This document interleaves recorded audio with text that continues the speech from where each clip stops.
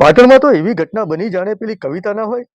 Chief officer નીકળ્યા હતા સફાઈ કરવા, સફાઈમાં દેખાઈ ગાયો, ગાયોના મળ્યા વાડા, વાડામાં મળ્યા ભૈયા, ભૈયાના રૂમમાં મળ્યા સડેલા બટાકા, બટાકાએ દેખાડી દુકાન અને દુકાને આપ્યું કંટ્રોલનું મીઠું ને સાથે મળી પ્લાસ્ટિકની કોથળીઓ, જાણે એક છેડો પકડ્યો ને આખું ગૂંચળું ઉકેલાયું હોય.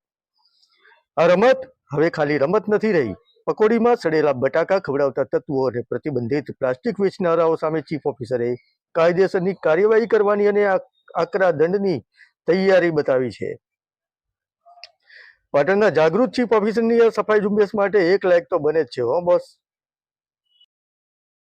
સ્વચ્છતામાં અમને મળી ગઈ ગાયો અને ગાયોની પાછળ મળી ગયા ગાયોના વાડા. એ ગાયોના વાડામાં રબારીઓએ કરી દીધી છે રૂમો અને રૂમોમાં રહે છે ભૈયાજીઓ.